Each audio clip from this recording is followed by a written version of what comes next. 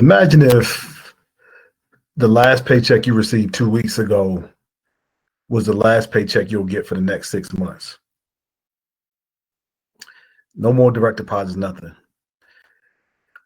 How would that impact your Christmas? How would that impact your New Year's plans? How would that impact your family? And then most importantly, how would that impact you? And how would that make you feel? 2 weeks ago, I got a call from a person who was referred to me by one of our clients who's been with us many years. And this person, I never met him before. We got on a Zoom call because she wanted to do Zoom. She wanted to do face. We didn't do face-to-face, but we did Zoom. And, she just had a ton of panic in her voice. She was 49. She's 49 years old. She's the breadwinner in her family. Son in his freshman year of college. An expensive college because she made promises to him. She made promises to her family. She built a life that she expected to not retire for at least another 10 years, 15 years minimum. She's 49 years old.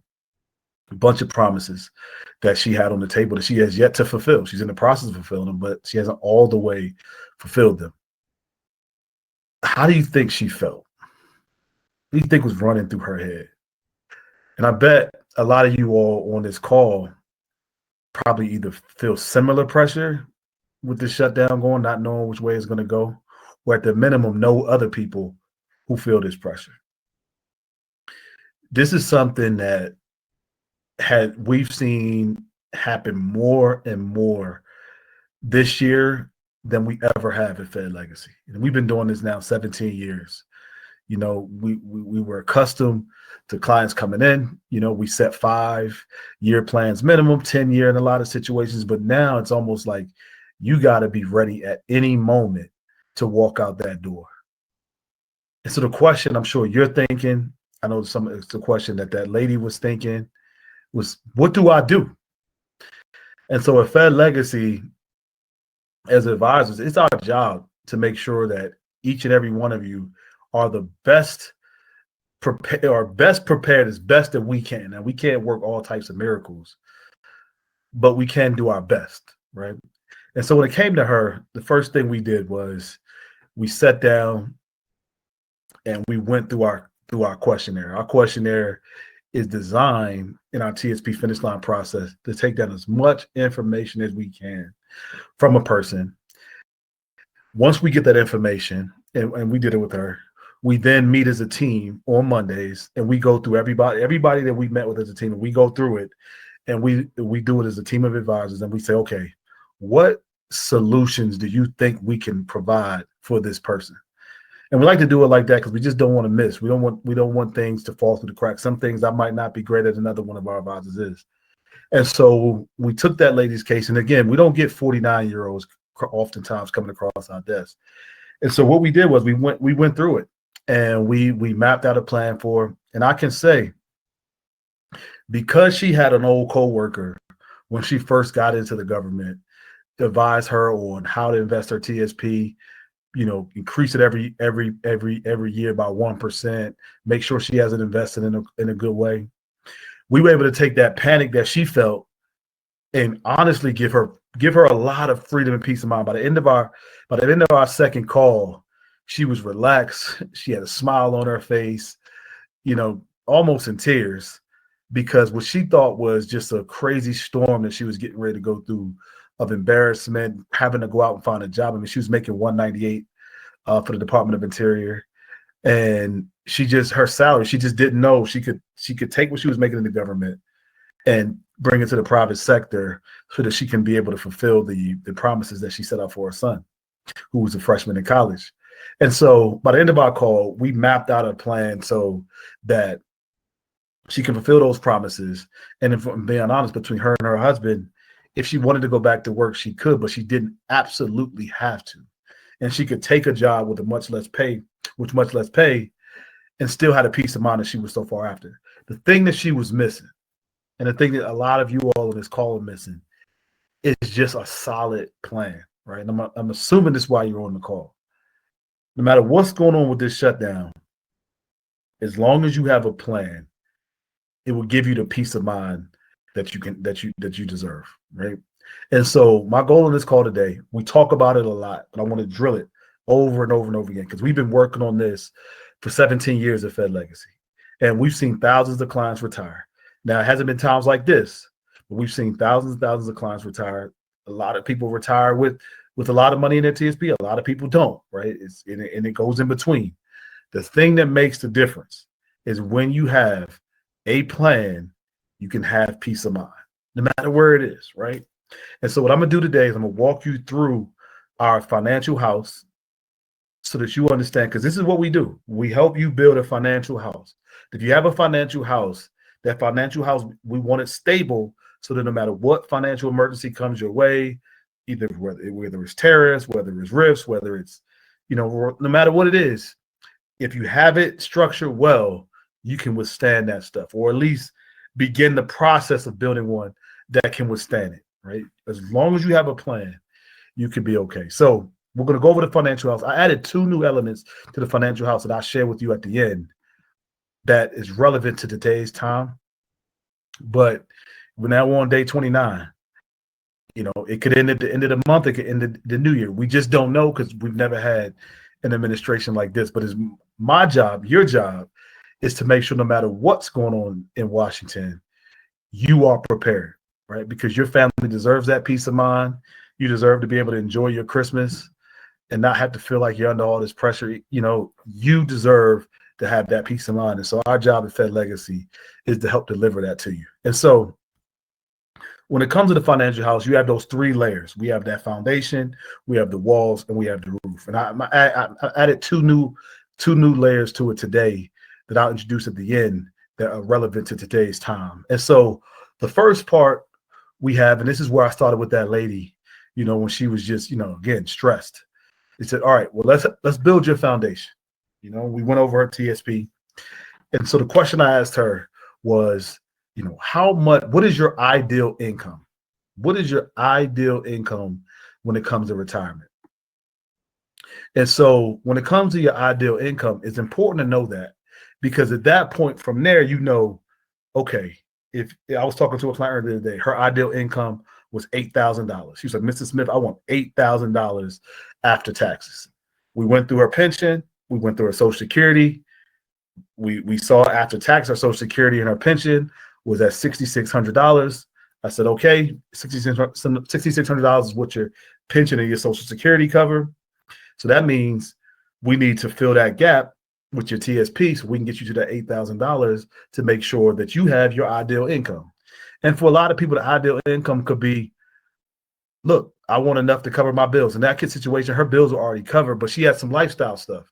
She wanted to make sure she could take 4 trips a year. She's like, I want to make 4 trips a year, and I want to be able to take one with my family and pay for everybody. And so when we did the math, that took her to around $7,700 a month, just when you include those trips as a budget across the year. And so that was her, right? So that $8,000 gave her a peace of mind, meaning I can live my life, I can live my life, I can pay my bills, and I can do the things that mean a lot to me no matter what. That's what we did was we put some money aside to make sure that she was getting that extra, I think it's $1,300 a month, to make sure we close that gap. That's what you call foundation. Because if you don't have that foundation built and it's clear, then you'll have a lot of stress. Retirement won't be easy. Any emergency can screw that up. And so your mind is off. And so that can cause your foundation to be unsettled. And then what we've seen from clients, lots and lots of clients, is you start making different financial mistakes because of the stress, right? So you want to make sure you have that foundation, you have that peace of mind and pace, right? And then for others, it could be legacy money that you want there. It could be a whole host of things, but typically it's that income piece that's very, very important. That's the foundation, peace of mind. The next part of the financial house, this thing can move on, is your walls. Your walls is that insulation from the outdoor elements. I talk about this all the time. The outdoor elements in your kid's situation, in most cases, is going to be taxes and it's going to be inflation. So in this lady's case, she's 49. you're not, if once you retire from the government, you get your pension. She gets her first supplement at 57, but her pension has no cost of living increase on it all the way until 62. So in that lady's situation, her pension was around, I think it was around $2,900 or something like that. Her pension was going to be $2,900 all the way till she turned 62, and she wasn't going to get her first supplement until she turned 57, right? And so what we had to do was we had to create a plan, an income plan for her that would have give her a cost of living increase from her investments throughout the year to offset inflation, right? And so you want to have a inflation plan to make sure you're offsetting your cost of living increases and making sure as things get more expensive, your income does. I was looking at a post the other day on Instagram, and it had the cost of Chipotle burritos.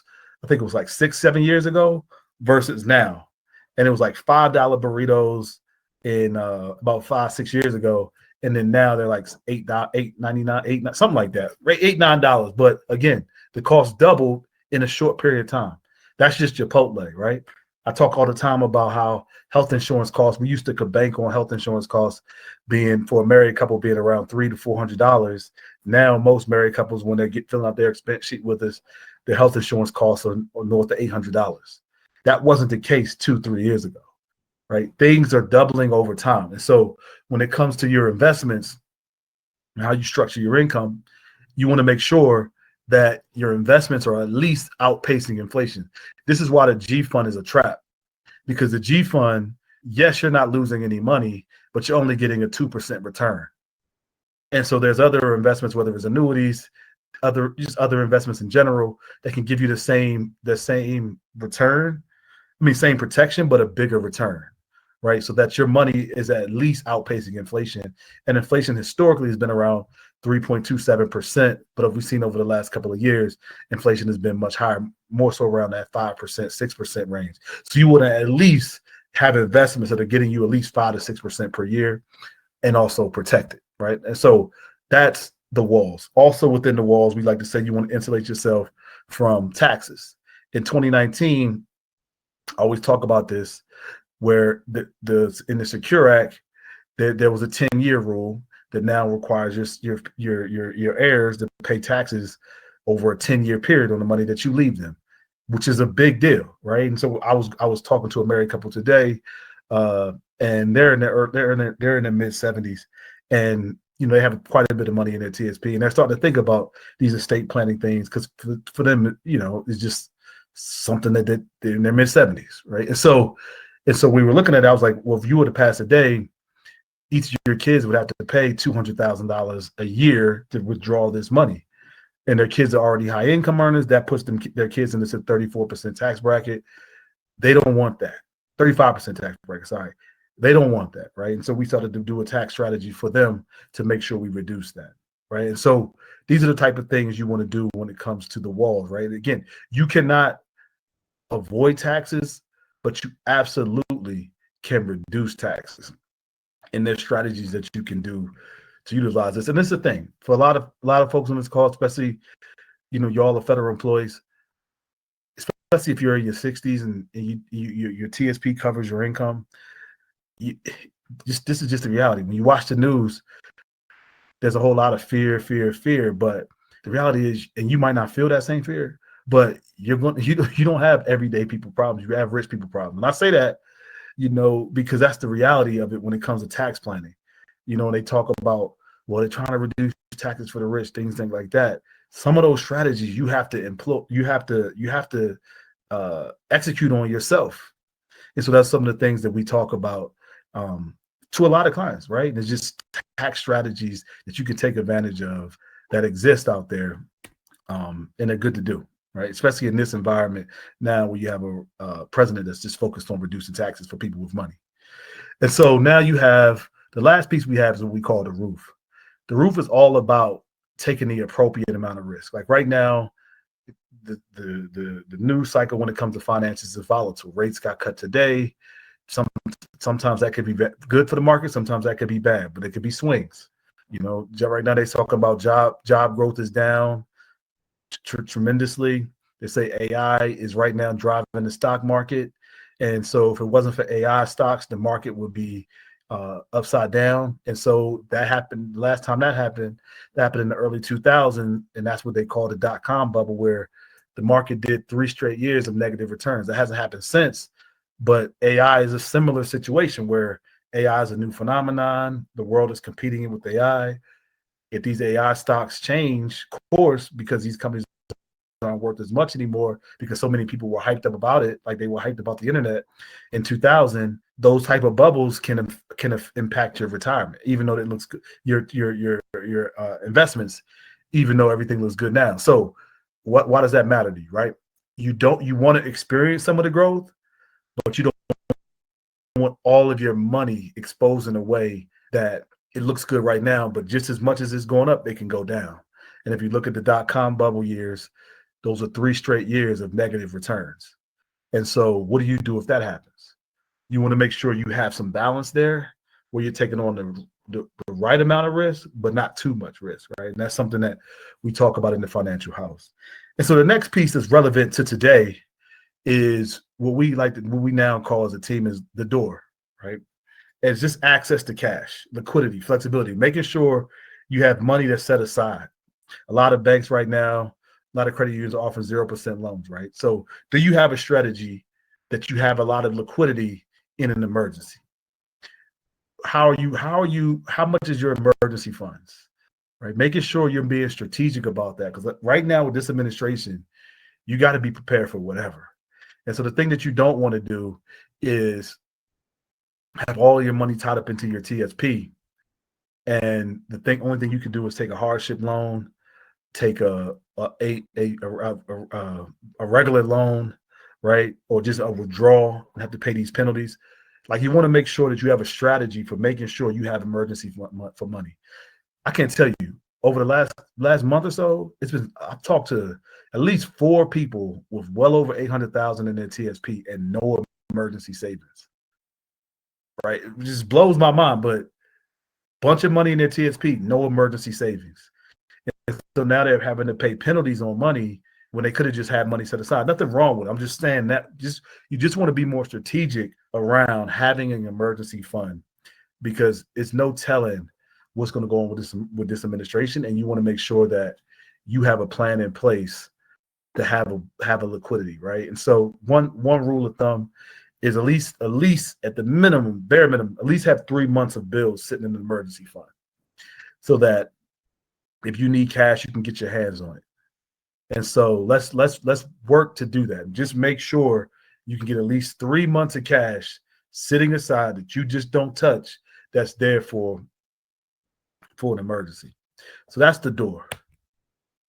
And speaking of that, you should have got an email earlier this weekend. We put together a shutdown survival guide. It has access to whatever state you're in, what credit unions are doing 0% loans, and things like that. What banks in your neck of the woods that are doing 0% loans, and we're updating that constantly. So check out the links. Bear with us. Sometimes some things might, because things are fluid. We're trying our best to keep everything updated. But it's a really solid guide where you can look at what banks are doing, what different utility companies are doing, what phone companies are doing in your region. Like, we went and we did it by state to make sure that you have local news, local info based on what different companies are doing, banks are doing for federal employees. And so we try to keep it updated. Check it out. Hopefully it can be beneficial to you in a way. And so the next thing we have is with a house, houses with the best views have the best value. And so the view that we look at is when you look out your window, what do you see for your future? What do you see for your family? What do you see for yourself? I love hopping on calls. Like when I was talking to the lady the other day, the 49-year-old lady who has been forced to leave the government. We started talking about the view, like, all right, now that you're not in the government anymore, what are you doing next? And so she had all these ideas, right? And so we went through the ideas. She had vision for her son. Like, she had a plan. And so because we wiped away the anxiety, we went back to this. That's like, okay, now you're young still. You're 49. You can give yourself enough income based on the assets that you have. Let's talk about what do you do now that you have your time? What do you do now with your time? And so I asked you, like, you can't control this shutdown, but what are you now going to do with your time? What view are you going to create? What's your purpose? Let's have those conversations. If you're a client of ours on this call, you can reach out to me and we can have those conversations, because that's what I love. That's my first love. My first love is making sure we develop as many purposeful uh, businesses in our culture. That's my thing. That's what Fed Legacy, the whole goal of this for me is 20 years down the line, we have all these different gifts that people are developing based on the legacies that you all are creating as federal employees. That's the vision for me. Because if we can do this right, we're job creators. We don't care about a shutdown 20 years from now, because we're the money's circulating in the community. That's our big thing, right? And that's why we call the company Fed Legacy, because we want federal employees to create legacies. And we always talk about legacy stories. So the view is, what are you creating, right? What are you creating? How are you doing it? Let's have that conversation. What's your why? And so the view and the door are the two new things that we added, and that completes your financial house. And so as I finished that conversation, those couple of conversations with that lady, she had peace of mind. She didn't have to worry about her son and putting all the student loans on him, but only reason why she was able to have that relaxed attitude now is because we took her through that financial house. Without that fear and anxiety would have probably still been there. She probably would have still been having sleepless nights. She probably would have been, stressing her son out, telling him he might have to change school. She said that.